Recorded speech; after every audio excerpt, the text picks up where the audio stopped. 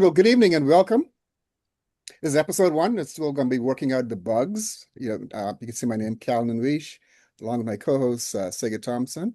I'm And, saying, and we have two special guests with us tonight, Veronica Rose and Candy Alexander.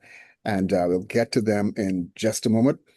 Want to thank you for joining us. Sega and I have come together to we want to expand the conversation locally regarding cybersecurity, build something of a community. We have a community going, but we need more touch points, and that's what I like about this. And of course, with technology uh, that's been developed, such as the one we're using, we can reach around the world to get speakers and people who have interesting stories to tell us, etc. And that's what we're looking forward to. Sega?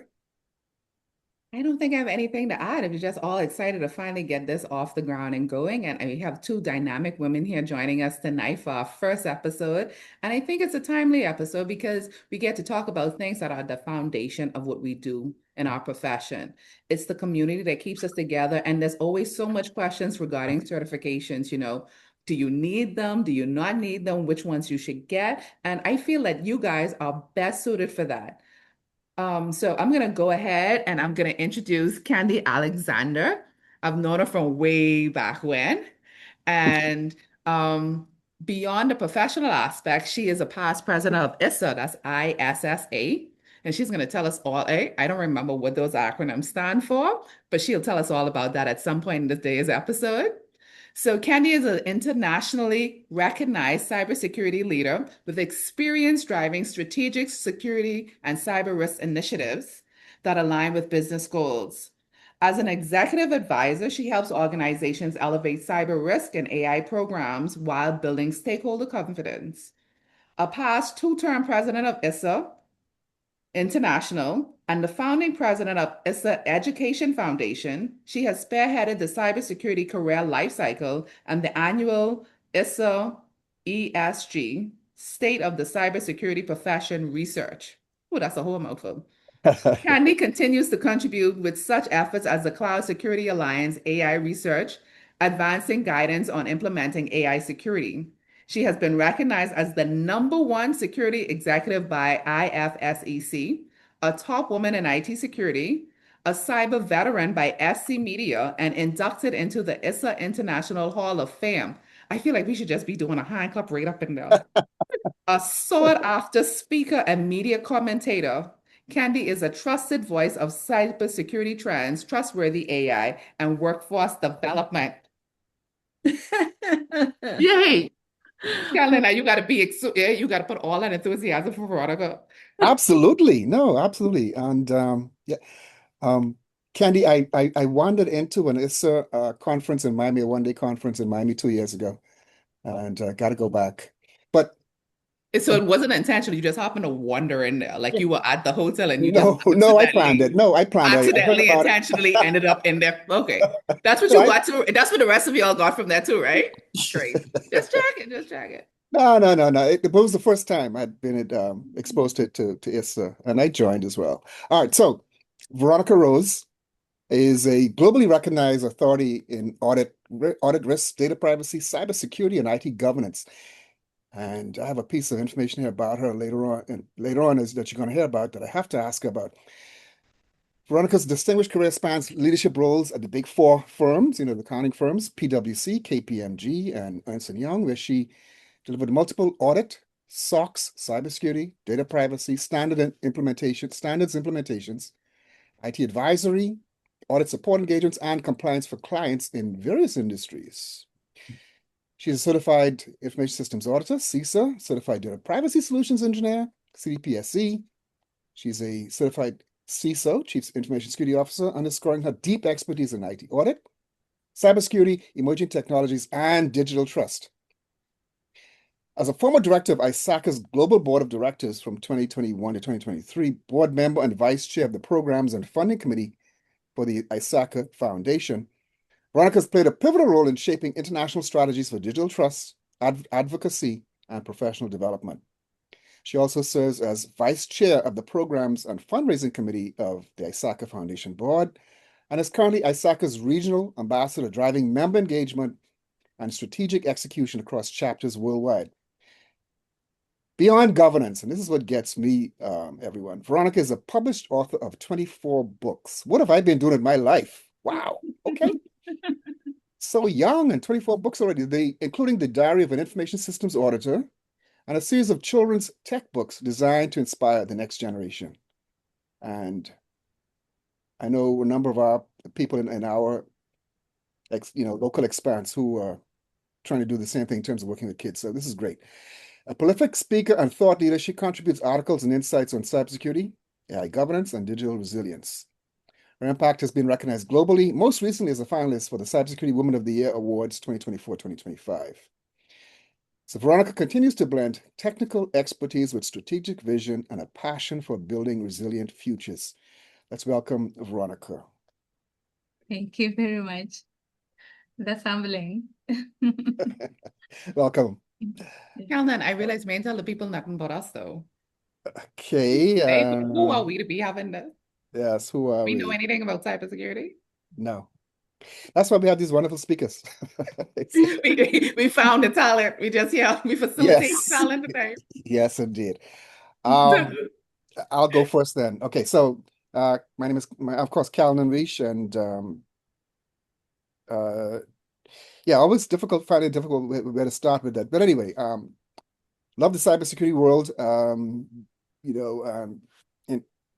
did it over at the Atlantis for all those years before retiring, and cybersecurity is something that you when you get in, I think like this that you can't get out of your blood. And there's just so much that you can never really get your arms around it all. So it is humbling, it's inspiring, and I have a t-shirt now that says cybersecurity, the few, the proud, the paranoid. So that's us, and I love it. So welcome everybody. Calvin and Reish. I Sega. always say cybersecurity is the one profession or one of the few professions that pay you to be paranoid at all times. They pay you to be paranoid, to think the worst. They'd be like, what is the worst case thing you could ever think of? Let me know. And they pay you for that. So Indeed. I'm Sega Thompson. I'm currently the founder and CEO of Genesis Security Consulting Limited. I have no published books, none whatsoever. Despite the fact I like to read books, none. I have worked in So on, various Sega. So on. industries. So on. I sure I won't write them either. I just want to read. I just want to read. I need escapism. Yeah. I've worked in several industries, including telecoms, financial services, and hospitality. And I love them all. They all give you things, kind of the same thing, but from different lenses. So I love that right there.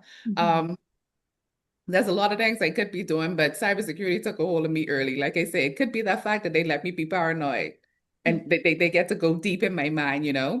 So yeah, we do some things. I have been on the technical side as an analyst, and I've been on the administrative side as an executive.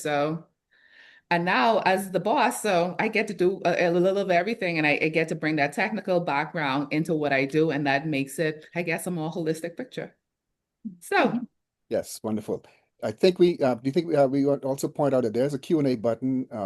We're going to have a couple of presentations, and you can use the Q&A button to ask questions. So please feel free to do that. Sega. yeah, so Veronica, we're gonna start off with you, and you could tell us all. I know you have this wonderful presentation you're gonna wow us with, and as an author for big people and small people, I know you got this. I'm ready. Thank you very much for the introduction. And thank you for also bringing this up. Every day there's something to learn. And thank you for inviting us.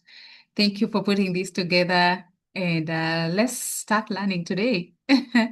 Yeah, so I'm going to talk about the theme today. It was about certifications and community, how this has impacted us as professionals, rising professionals, and anyone in whichever level of their career where they are at, there is a way everybody has been impacted. So let's learn about how to empower our future by learning on how ISACA resources are propelling different people's careers. So I'll move on real quick. I think Kalnan has done a good job with introducing me, so I'll not dwell so much here. Maybe something little to highlight here is that I'm chairing the committee that is forming the ISACA Bahamas chapter. So we are just crossing fingers, soon we will have a chapter in the Bahamas. Yeah. So, in terms of certifications, I cannot start before talking about proficiency-based learning because that's what brings about certifications. So what is this about? So proficiency based learning, it's more based on students demonstrating the skills they possess, the knowledge they possess, to see that they can succeed in their career. And it is more centered on mastery and centered on demonstrating the outcomes, the skills. Are you knowledgeable? Are you able to execute or perform a task that you've been assigned to? If an employer employs to you today and they have invested in you, are you able to quickly give them the return on investment with the certification you have? So that's what proficiency-based learning is all about. And it's also about assessing. Assessments are often centered on skills and experience. What can you offer? What can you do for your employer? What are you credible for the role that you've been assigned for? So that is basically what proficiency-based learning is all about. And this makes me even wonder that when ISACA was founded nearly 60 years ago, I doubt if the founder thought too much about the proficiency-based learning as a topic, but essentially they found the same challenges that ISACA is now working towards to solve in the cybersecurity field. So moving on quickly, I'll talk about the skills, the skill life cycle that brings about this type of learning. So we have the context and then the practices. So what, just to break it down for us is that this circle includes skills-based learning that one is based on skill-based hiring and then skills-based credentialing. So what is credentialing? You may be asking. Credentialing is more about you going, studying, acquiring a certification. After acquiring a certification, you meet the requirements that are needed for you to perform to be eligible to be certified in that domain, and then you get certified. So once you get certified, that's when we say you have the credential. So you will look that some certifications require a certain amount of period for you to be considered as a certified professional in that area. And this is what ISACA is basically doing more. So you notice here we have the skills development, the validation of the skill, and then the skills definition. What are you able to deliver? What are you able to do? What are you able to communicate? What does can this certification help you not only go through the HR's door, but can it also make you credible while you're delivering the services to clients? Veronica, if I might, Yes, please. are you sharing your screen? Yes, I'm sharing my screen. Okay, I don't see it. I hope I'm not the only one. I can see it. Okay, maybe it's just me. Sorry, Okay. you keep You will going. need to maybe Yeah, it's just me. Go ahead, please. Okay, thank you very much. All right, thanks for that. So just to talk about the power of credentials, I usually say certifications are a currency. Let me give an example. You are driving and a traffic officer stops you on the road and they want to confirm that you are eligible to be on the road, you have the experience to drive a car. What usually do they ask you to provide? Can anybody answer that for us? Driver's license. Definitely a license. So with that license, you're sure you're credible to be on the road, you're fit to be on the road. Same thing. A certification is your currency for the HR to confirm that you're eligible to get into their environment, or the hiring manager is what they'll look at and confirm that yes, you're eligible to be in the environment. So employers love it. Employers all over the world are prioritizing skills-based hiring because hiring job candidates who have certifications it helps them adjust quicker compared to somebody who does not have certifications. So ISACA did a survey here. You can look at the percentages globally from different regions on how hiring looks like, how retention looks like in different regions. And you can see that different percentages on how they are hiring people who have credentials and people who do not have credentials, how it's happening across the globe. So I'll run quickly to here, and we look at the percentages on how still hiring is looking like in the industry. So when you talk about having a certification, it is not just about getting hired. So then here you can tell that the numbers are giving us the story. 85% of employers are more likely to hire candidates possessing credentials than those who do not have the credentials or the certifications. And you can see 97% of employers are already using and exploring skills-based hiring, with 96% saying that they improve candidates' application. So if you've been in the job market of recently, you will notice that every employer right now, if they're hiring for any IT role, they will require a certification in some sort, but there's always a requirement of a certification as an added advantage. What does that tell us? It means that employers are looking at skills-based hiring compared to how hiring used to be previously. So I'll run quickly for us to look at the evidence that shows non-degree holders who have the credentials and those that don't have, and how they earn, how their income looks like. So speaking of getting paid more, you can see here that holding a certification or a certificate can get you paid 50% more, and compared to the other peers who do not have certifications. And while I'm saying this, I'm not saying that just having a degree is a bad thing. Not at all. I'm not against degrees. I'm actually an advocate of people having degrees on top of certifications. But you can tell that the market embraces more people who have certifications, and they are paid higher compared to people who do not have certifications, regardless whether they have more degrees. Well, Veronica, can I stop you right there to ask a quick question? And Yes. Candy, you could jump in on this. Mm. What do you think? I mean, there's quite a few certifications out there. Yeah. As a former hiring manager, I have looked at certain certifications and I've been like, this ain't something I like. Like I get that you got IBM something or Google something, but this ain't quite the standard of certification I'm looking for. So, do you feel that all certifications are equal, or am I just being a certificate, a cert snob? Am I a cert snob? You could tell me. I could take it. Thanks for the question. Candy, you'd like to go first, or I go first? You're on mute. Okay. Okay, cool.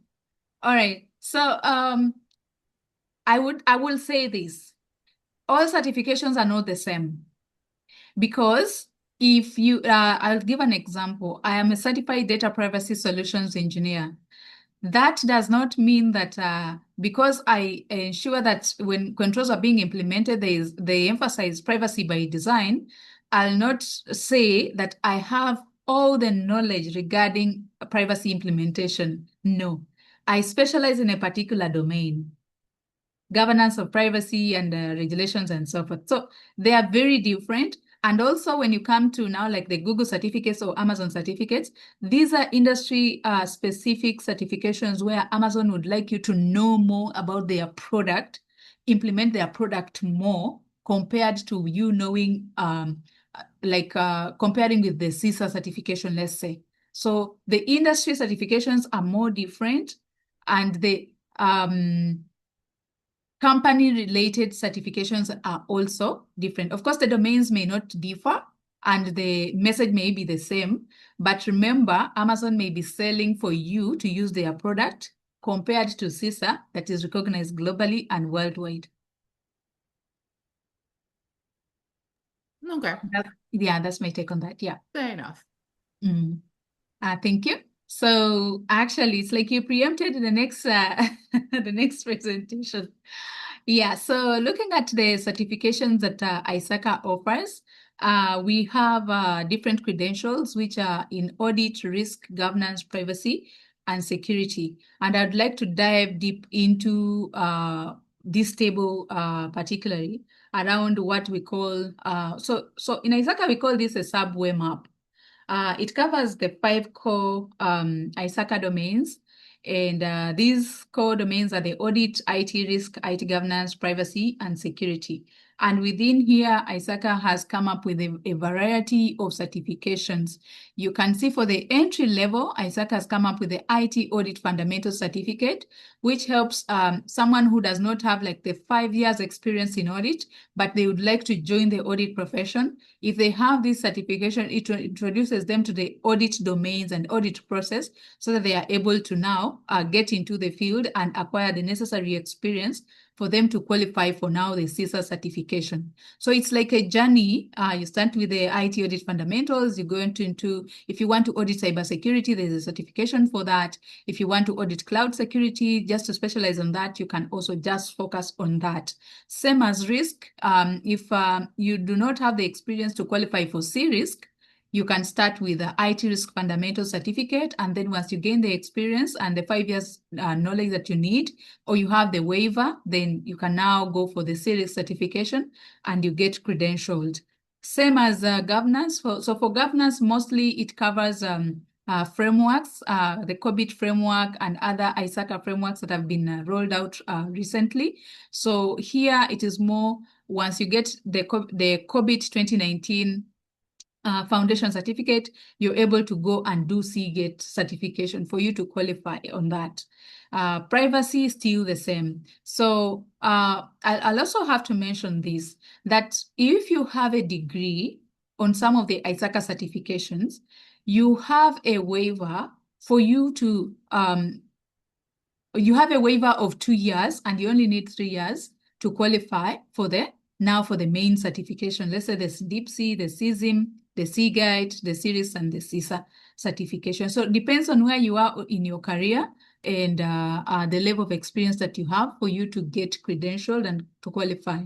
Also, still on that, ISACA also has different resources that can help professionals to, they are more like job practice manuals that will help you maneuver through the workplace environment in case you want to refer to standards, frameworks, and methodologies. So I want to run real quick to just the certifications and the domains that you are likely to find into the ISACA certifications. So let's say someone is at an entry level and they are pursuing the IT Audit Fundamental Certificate. Usually, here is for them to build the knowledge here. It is designed for students, entry-level professionals, IT professionals looking to shift into the GRC roles. So this is tailored for mostly the entry-level personnel.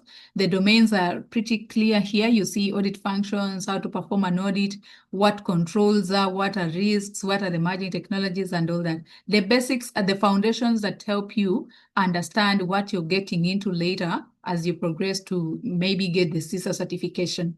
So ISACA also provides resources where you can go and either study online or go through an ATO, that is an accredited training organization, for you to be able to acquire those roles. I've also put some fees in case somebody wants to know how much it will cost for them to study. It is on the slide here. You can just look into it.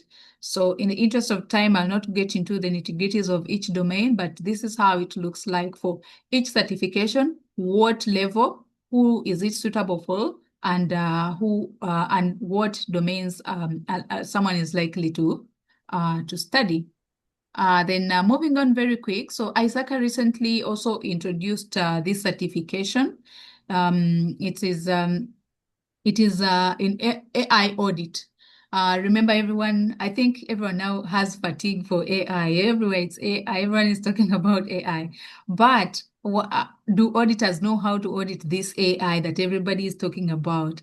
So this certification is more about helping auditors to understand what is this AI system, what is this tool, what is this platform, to provide them with ideas on how do you go about auditing an AI tool. So it's a new certification. We have very few people who have so far taken it, but it's very valuable for people who want to evolve from just doing the normal IT audits to now doing the audit for emerging technologies. So moving on to risk, like I mentioned earlier, if somebody wants now to advance into the GRC space, they would start with the IT risk fundamentals. They'll do the series certification, and then there's also another certification that has been rolled out called Advanced in AI risk as well. So it's more like enlightening professionals to know about the AI risks that are common now in the environment. I'll move quickly to show us. Hold on one quick second. Wait, one quick second. Yes. You could tell I was the Saturday student some days, right? Yeah. Ironically, I'm not. I was a student that sat in the back of the class Mm-hmm. and just used to spring up and do the work. Quiet. Mm-hmm. So since you're talking about certifications, to be fairly and well-rounded, we can talk about some other people's certifications. I know, Diane, on your presentation, but since you Mm-hmm. talk about a lot of y'all got a lot of certifications. Yeah. And I only got one of them on that list. Okay. And I see risk. Just for full disclosure, I only got one of them. I got too much going on. Fair enough. So Candy, I'm gonna pose this question to you. Mm-hmm. As someone who's been in the field for so long, especially someone in the work that you do, what are some certifications that you would look for that would, if you saw on a resume, it would kind of catch eye and be like, hey, I'm gonna give this a second look. Great question. I'm glad you asked that. It really depends on the individual. And as you mentioned, and I do appreciate, I actually hold a CISM from ISACA as well. Nice. However, I also am a CISSP from that other accreditation body called ISC squared, or excuse me, ISC2, as they refer to themselves now. But Yeah. you have to remember that you said in my introduction that ISSA had done a survey or a research of the profession. The last one that I was involved with, which was like maybe 3 years ago, the results, when we asked the participants of the survey, what certifications do you hold? There was over 175 unique certifications. So when you say to me, or ask me the question, which certifications, would you recommend? It really is up to the individual, and it's up to the job they're doing. The gold standard, in my opinion, for a generalist from a cyber perspective would be the CISSP, or one of the mainstream ones from ISACA, whether it be the CISM, the Certified Information Security Manager, or some of the others they have. But when you start getting into the new world, which we're venturing into, as Veronica has mentioned with the AI, yes, so happy to see that ISACA now has an AI certification, but so doesn't the Cloud Security Alliance. So I think, what I would recommend, again, it's a very individual and personal choice, which you're going to align with, but look at what the common bodies of knowledge are. What does that certification have the attestation of your knowledge to? Find out what knowledge points, right? Like a certificate, CISM or CISSP, there's certain common bodies of knowledge they'll test your knowledge on, and you now would be able to demonstrate, I have a CSSP, so I have this knowledge. With AI, there's different entities coming out with AI certification. There's AI governance. As I had mentioned when we were off camera in the green room, if you will, there's a institution down in Australia that is doing a phenomenal job on AI governance, but so isn't ISACA, so isn't Cloud Security Alliance. Cloud Security Alliance is doing remarkable things, working and partnering with universities. I think Northeastern is the latest university they're partnering with. So a really long explanation of there is so much out there. What I would recommend is for somebody to find a senior security person and have them coach and recommend according to that individual. So that's why it goes back to the other part. Sorry to go on. The other part of your topic is the community. That's where the community comes into play. Talk to, I mean, Sega, we've known each other for some time. And others that I know they're in the Bahamas have come in and asked, what do I recommend? And it's all about, well, tell me about yourself first, and then we can go from there. And Calvin, I know we've had conversations too, but it's it's the community that's going to help guide you to what other authority or certification accreditation body you should go with. So that's a whole lot. No, but I totally understand. I mean, especially on the AI thing, like you said, I'm going to throw a quick plug in there for IAPP. Yes, yes, for privacy. Because I Yeah. know when I did my AI governance training, I did it through them. And Mhm. that's really because I did my privacy stuff through them and they Yep. were offering it. And I was like, hey, I found out all type of cool stuff I didn't know about AI when I was doing it. So Yeah. there's that. Kellen, do you have any certs you want to talk about? Oh, mute. Yeah, unmute. Yeah, I think that's a COVID that's a COVID disease we all have. We start talking and we unmute. Um, Look, like Candy, I hold the CISSP from ISC squared or ISC2 now, and also the CISM from ISACA. I'm not done though, so I Mm. I kind of like to keep going. Uh, Yeah. Well, but yeah, I mean, After everyone that talked about the CISSP, I think I need to make it clear that I also have a CISSP from the same yes, you governing do. body, just Yes, so you they do. know. so I now was you starting have to go I for the was starting to feel CISM. left out. Yeah. Well, now you have to go for CISM because that's the cool kid club. Nah, I wasn't interested in sister autism. I got my CRS. I got it from me. So I have one. I Yeah. got from like three governing bodies. You know how it is when it's time to put in CPEs to be going through all that. Mm. Yeah. Yeah. And then I would also like to throw a highlight on GIAC. Mm. My first set of certs was actually done through SANS and Mhm. GIAC. I had like what, Mhm. seven of them. Yep. Mhm. Crazy. Mm. Yeah. I know Ed Silkus very well, who's the head of SANS, and they've done a lot. You said I've been in the profession a long time. I have. I knew like all three original people. Okay.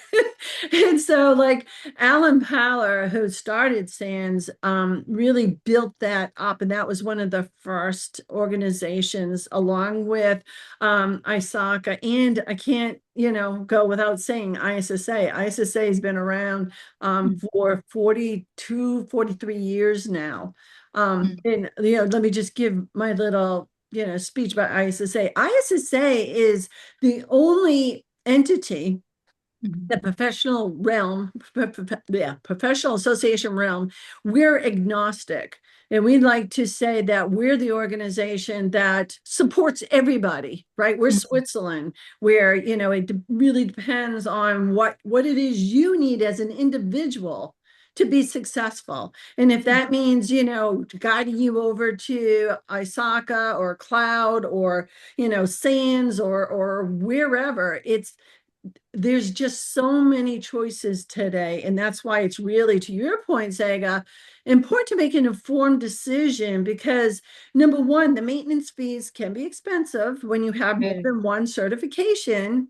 Mhm. And, just going for the certification is expensive and preparing. So that's Mhm. why it's really important to stop, think, talk to people, get recommendations, and check out what ISSA has from a Switzerland neutral, agnostic, non-biased perspective as to which one works for you.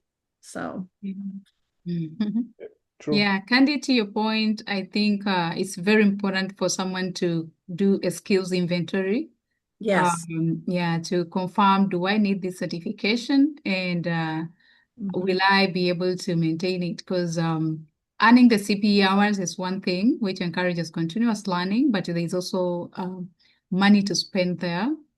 And also now the annual maintenance, and then if it's revoked, you have to do the exam. So I think to your point, having a community that guides you through all this to know it head on before you get in there, the better.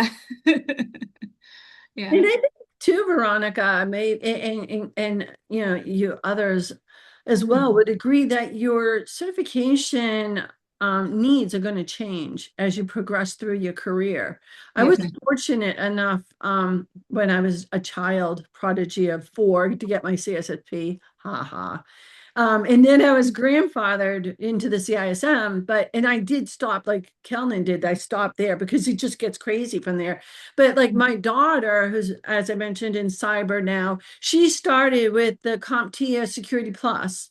And then now she's going in and looking at some of the other progressive, shall I say, certifications. So I think, you know, a word to the wise in our listening audience that you know, like the generalist certifications are probably going to stick with you for your career, like a CISSP or a CISM or whatever.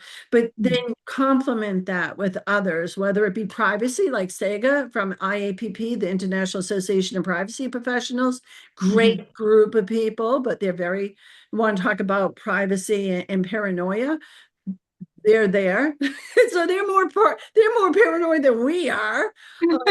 Hard to believe, but again, I think that that's the secret. Would you not agree, Veronica, that it Absolutely. progressive? Absolutely. Yeah.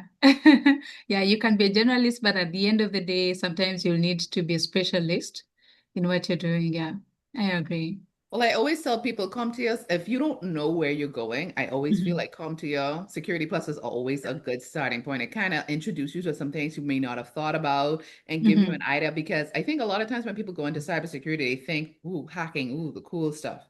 They don't think Yeah. about the tedious stuff, you know, the going through the alerts, the report writing, the GRC stuff, security awareness, all the other things, all the grunt work, I call it. Correct. Foundational. It's called foundational, not grunt work. Okay. Okay. Hey, Candy's gonna make it sound better. Oh, yeah. That's why I'm an advisor now. Love that. Okay. Veronica, we turn it back over to you. It's okay. That's fine. Yeah. Actually, I think we've spoken into most of these because purposely I was taking our audience through the certification to just see what would be suitable for them at what career level and what are your skills needs. Because I usually encourage people to do a personal app inventory. You see the way you have your phone and you see the apps and you're like, okay, what do I use this app for? Do I need it or I don't need it? So the way you uninstall those apps, the same way you should look at certifications. What app do I need to be able to maybe perform a transaction or get a service? Then that's the certification you need at the moment. If you don't need it, what else will you do? Will you retire it? Will you still keep maintaining it for the job? Or like you look at all avenues of am I growing anyway at the end of the day? And also, just before we get into the next thing is you have this certification, but if having a certification without practicing, it is as good as not having any. So if you're not practicing, and then because you have that certification, it may take you through the HR door, but it may not keep you there. So practice as much as you can if you have these certifications. So I'll skip this because it's also about the acquiring certifications from the entry level to the other level. Maybe just a brief about this other new certification. It is on also AI risk, just an introduction to professionals who would like to understand AI risk and how to mitigate it and address it or speak to senior leadership about AI risk. Then security, I think Candy has mentioned about the other certifications, the CISSP and other certifications. So this is also just a roadmap to certifications in cybersecurity. Which one would you start with? Which one will position you for a particular role?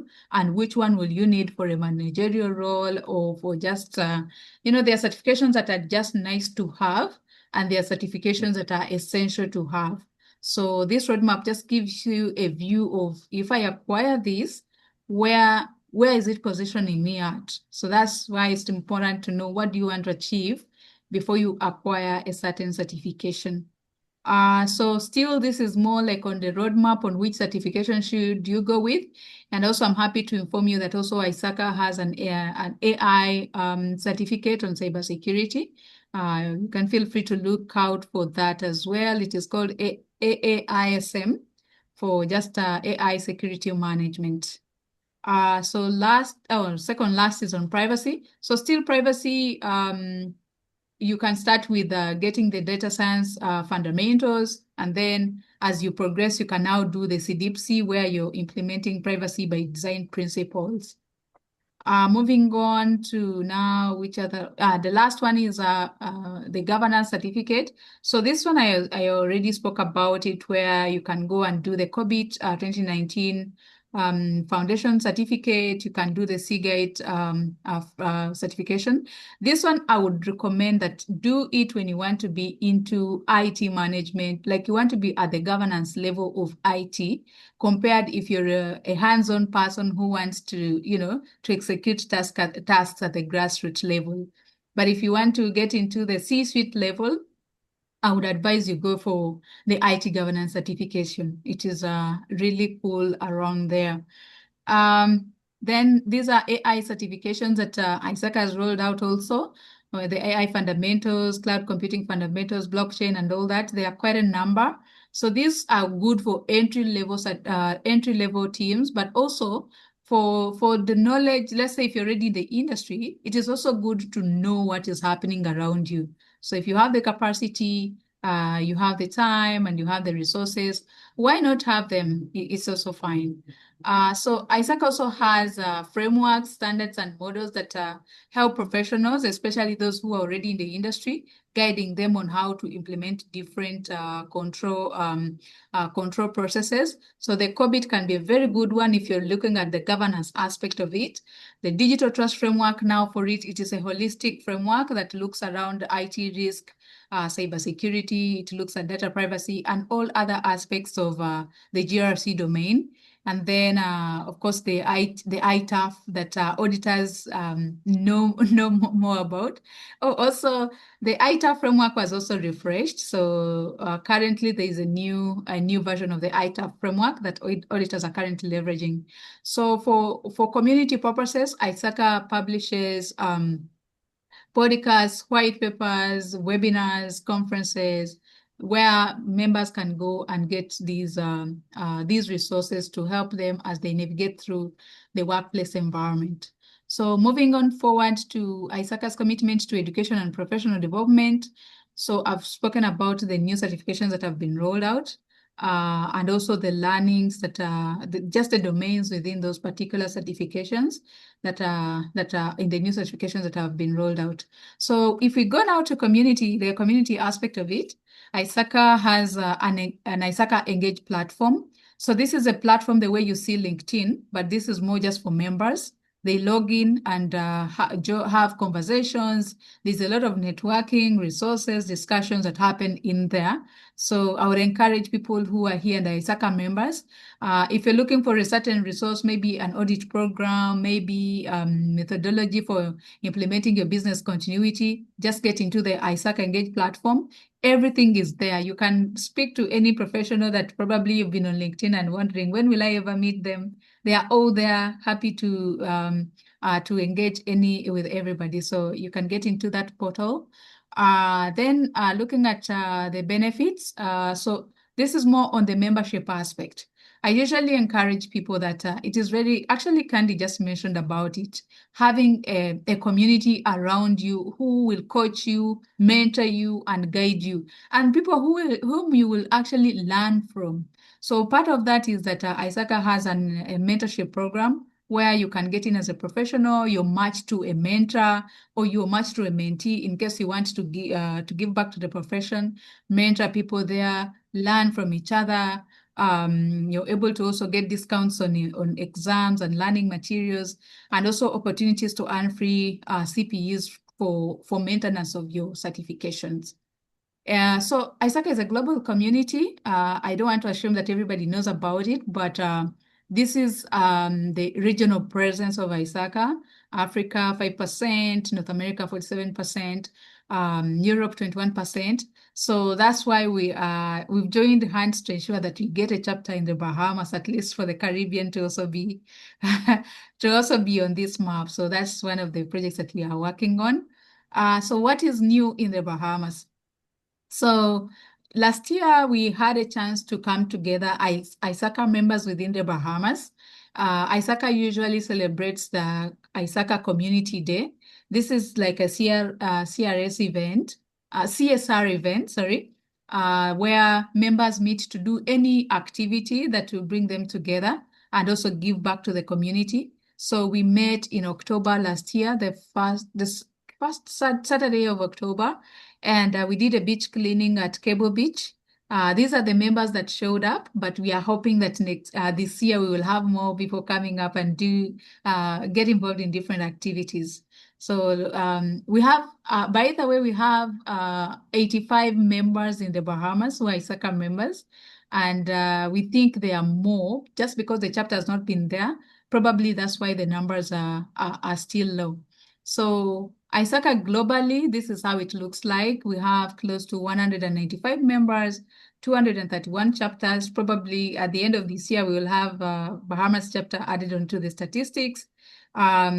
The enterprises served, global volunteers are many. Also, if you want to grow your career other than your daily work and you want to grow your career as a volunteer, there are so many volunteer opportunities like writing an item exam, working on a chapter board, like serving in different capacities just for you to grow your leadership skills, have a community around you. And in any way, people volunteer for different reasons, but this can be one way to help anyone who would like to get involved.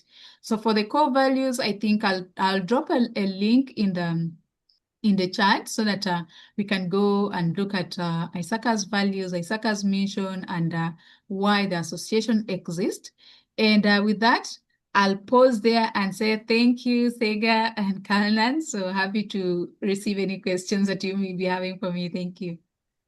All right. Just in case anyone's interested in the audience, any participant, feel free to drop your question in the chat. But I can ask a question. So this goes out to both of you. Okay. Do you actually need to join a professional organization? On the terms of Veronica, why need to join the local chapter? I already bought ISACA. And when you're doing with ISACA, the minute, for most parts, once you get the certification, they just kind of throw that in on you. So you win. But this is more an intentional choice. And some other groups out there are more intentional. So my question is, why do I really need y'all? Like, what y'all really giving me besides the certification? Thank you. Thank you, Sega. So I'll give a background about myself. Probably someone can learn from it. So first of all, for ISACA, you can be a certification holder without being a member. So it is at your discretion to become a member if you want. If you don't want, it's still okay. But for me, when I was starting out in my career, already I had the degrees, I had the experience in the industry, but I didn't have a community around me that could mentor me, could help me see what they have already seen in the industry. And I struggled a lot because my approach was more trial and error. You get into a role, you don't even have an idea of what you're doing. You just survive for the sake of surviving. But when I joined ISACA as a member, I will tell you the benefits that I acquired myself. One, I got to meet a community where I got people, like-minded people that would help me, share with me resources that help me at work. Number two, I got a chance to serve on the local chapter board. So being a committee member on the chapter board exposed me so much and so well to a point that ISACA Global appointed me to be one of the directors. And my term ended last year I've served on the board for 5 years. So my term ended in December of 2025. That was a monumental thing because I was from Africa. I'm the only director on the board. Things are super different. You're learning about so many things. You're making decisions that are impacting careers across the globe. So that was a very big exposure for me, and it has actually propelled my career in a certain way. So that could be one of the things. Then having a local chapter also locally, like we said, actually Candy mentioned about this, that you have to maintain this certification. how you maintain this certification is you're going to attend chapter conferences, you'll attend chapter workshops or webinars for you to be able to earn the CPE hours. So there's no way how you earn them. Okay, you may earn them if you don't have a chapter, but it's very, very expensive for you because you'll need to be traveling from the Bahamas to Las Vegas to go for a conference. So you don't However, want me to travel? You don't want me to see no, beyond? I would want you to You don't want me to walk down my favorite aside? Not my favorite aside. You would want to, but let's say now you cannot afford, assuming you cannot afford right now, and there's a local chapter that is going to help you earn the CPE hours, and you're going to connect with the people who are in your community that you can meet and, have a coffee, talk about work, talk about different things. Okay, I've let's go actually, with bonding and networking. That sounds better. yes, Because first I was bonding gonna tell and you that seemed like a networking. lot of negativity you said in my way. What if I can't Yes. afford to travel? What is she saying to me? Yeah. What type of thing is she speaking? Yeah. No, no. Can they not just tell us we going on cruise con next Yeah. year? Yeah, I you should want, talk about that. Mention that again too. That's interesting. so I'd like to Actually, jump in here too, because yes, you can jump in, Candy. yeah, Sorry. thank you. So I think Mm. I'm going to say it, and again, I have been around a long time. I've been an ISACA member. I've been a member of a lot of organizations, and that's what it is. Yeah. The question you asked, Saga, was, do you need to be part of a community, a professional association, or whatever? Do you need that community support? That's the difference. You do need to have a community. The thing is that ISACA, I'm gonna, sorry, call you out, it's expensive. Yeah. And I know if like I'm in the US, I make US, salary. It's not bad. I can Yeah. afford it. But, being the international president for ISSA, I understand the value of membership and the cost of membership for those that are outside the US. So I'm going to, now let's get to the brass tacks. So a lot of people, you can't afford to join these organizations in the structured manner, such as ISACA and some of the others. Yeah. However, again, it's the power of community. That actually was the theme for RSA conference this year, the power of community. Now, here's the thing, whether you do a meetup, because there's lots of meetups now, right? You just get into the meetup, whatever.com, whatever, find a local cyber meetup, or you join OWASP. OWASP is free for membership. So, and OWASP is getting is crazy good in artificial intelligence. I don't know if you've seen the work they've been doing, but you can benefit from that community through, OWASP for free. And so let's talk about some of the benefits that are ancillary that Veronica hinted to. I have belonged to the ISSA for probably 30 something years, a long time. And I can tell you, I got my leadership capabilities and learned those skills by volunteering for the organization, like Veronica and I through ISSA. But you can do the same thing now for free through Cloud Security Alliance. They have a lot of really good working groups that you can just sign up for and start participating. That's how I got into the AI, right? I volunteering for the research, because what better way for you to learn than to sit in some of these working group meetings and listen to the brilliant people that are going on. So you can just be a fly on the wall. OWASP is another organization that it doesn't cost for individual membership, and you can volunteer for their working groups and get involved, and it expedites your learning curve. So whether you join ISACA for a fee, even ISSA, we're a little less costly for membership, but you don't even have to go that far. You can go to OWASP or CSA or anything. But the key is truly you need to have a community to help support each other and to learn from each other. Right. That's well said, Candy. Yep. Well, yes. Yeah. Well said. So our topic is the community certifications and community. And so both of you have pointed out how getting support, knowing that you're not biased, you're not alone. Um, we've all had to take a first step, but you don't have to do it alone, as Veronica also mentioned in her um, experience what she had to go through. Um, so this is good. What about this? Just the last question. We'll kind of throw it to you. We're seeing more women and underrepresented professionals entering cybersecurity. Um, how are the Candy for you? How are the organizations that you're affiliated with that you know best? How are they actively contributing to that to women and underrepresented professionals? Um, I laugh because ISSA was founded by two women. Oh, look at that! Like Yes. 40 something years ago. Nice. And again, I laugh. I wrote a blog on this.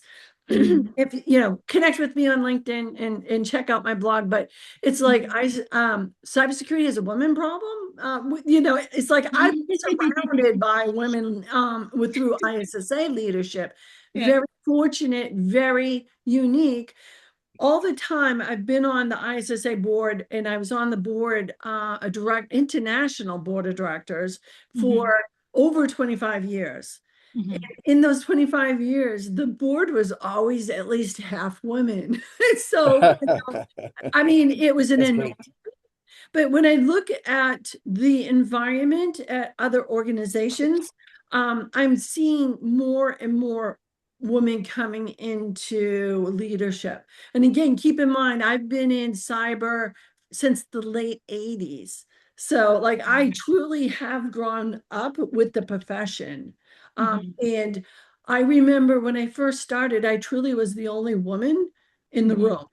And then there was two of us.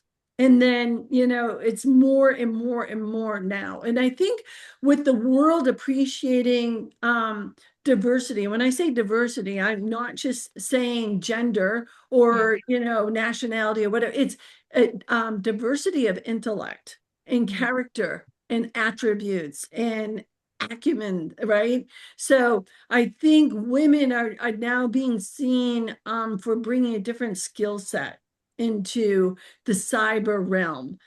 Because, you know, when we talk about cyber, you're talking about skill set, like needing to solve problems, right? Puzzles, gaming. I mean, those are the attributes, those are the Yeah, skills we look for. So Right. I think the diversity of all of that is now recognizing the totality of bringing women, men, and whatever, you know, you are, just come as you are and contribute positively. But it's not as bad as it was like 10 years ago. I can say that. yeah. Thanks, Awesome. Kenzie. My Okay. take on that, I Go would ahead. say, so for me, I'll actually take us back to when I was pursuing my degree in computer science. So, from Africa, of course, background you can tell, but very few women were in the computer science class. I can tell you, we were only two women who graduated in the computer science class out of I think 30 guys. So that was the beginning, and I wasn't aware by then. Then I go to do my master's, and I was the only woman who graduated. It had not clicked yet. Now, when I get onto the workplace environment, I was in the IT department, and I'm the only woman. Then I was like, okay. I started getting aware. I'm like, how come I'm not seeing people like me, the same, kind of thing.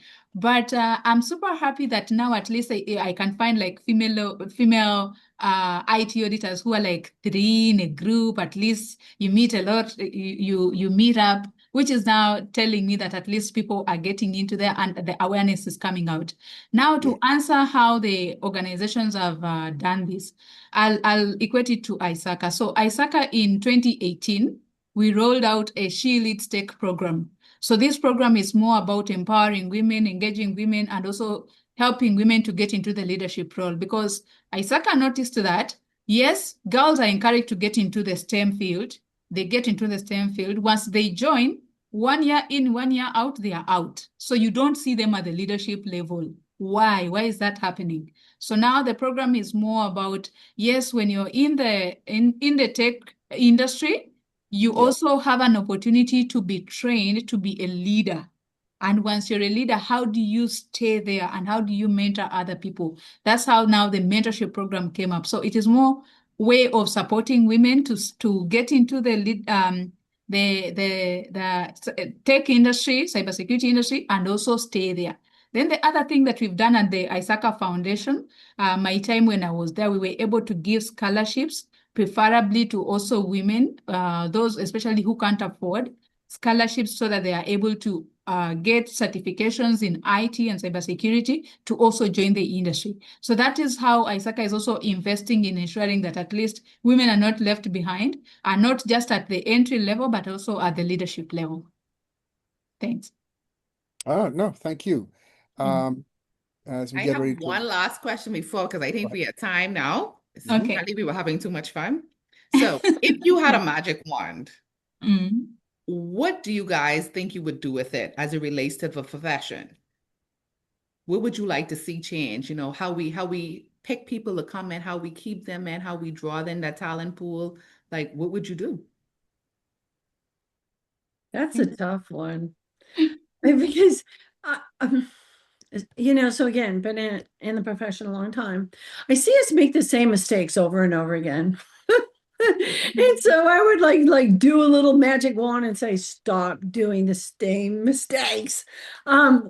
Case in point, AI comes along and everybody's like, oh, AI and AI this, that, and the other, and AI risk and blah, blah, blah. So I like to break things down very simply. And so when we think about AI is nothing more than a system processing data. So if you feed AI bad data, it's going to get worse, right? So get it, fix the data problem. So there's one mistake we keep forgetting to go back to: data governance and who owns it and what are the protections and all of that. And guess what the other thing is? It's identity.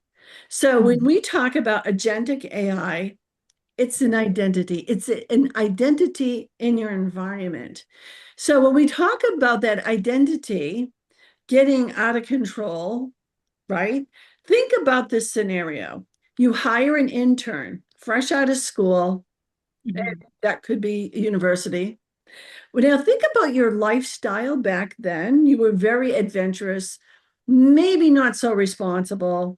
And if you were given the keys to the kingdom, what do you think is going to happen? They're going to run amok. So, do you really want to give the keys to your environment to an intern?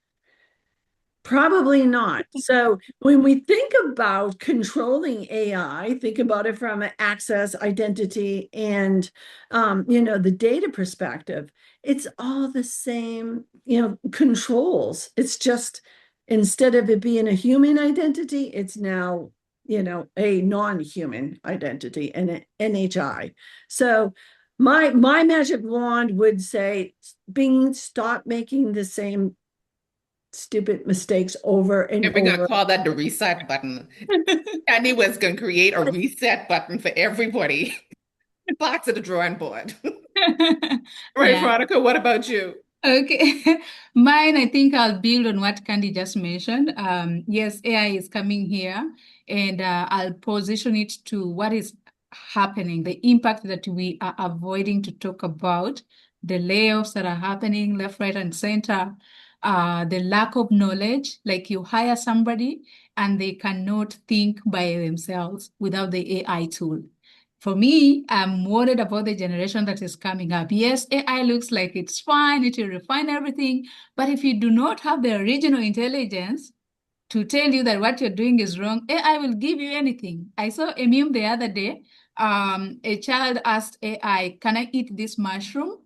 Said, "Yes, it is safe, you can eat." Then the child passed on, and then the AI said, "Sorry, can I generate another way on how you can eat the mushroom?" So I would wish we go back to original intelligence, regardless of how technology is trying to bring all the efficiency and everything. Let's think about people and let's also use original intelligence in everything we do. Thank you.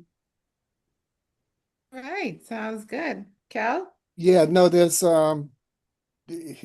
Candy mentioned the agentic AI and how it's all coming back to identity because the agentic AIs when they were first at least set out there, um, you don't know who they belong to. They're users on your systems and they could be out there doing anything.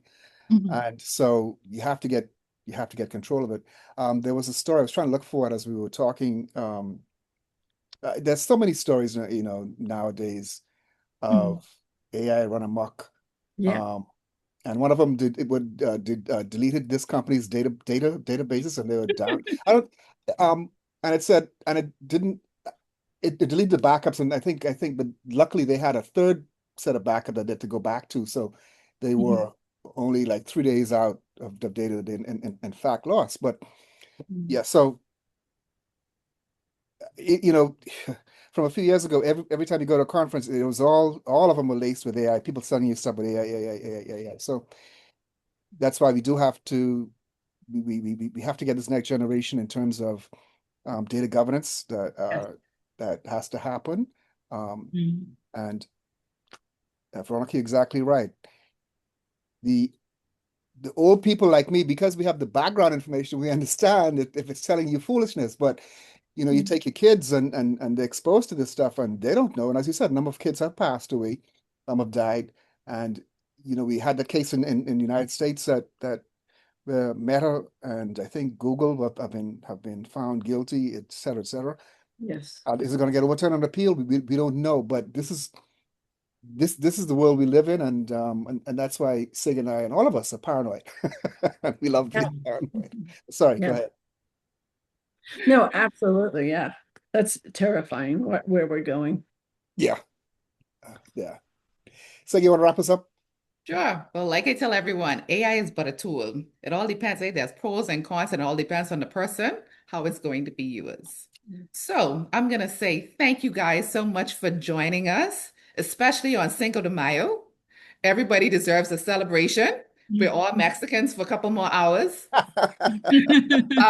Thank you to our very knowledgeable guests, Veronica and Candy, who made this inaugural show just wonderful.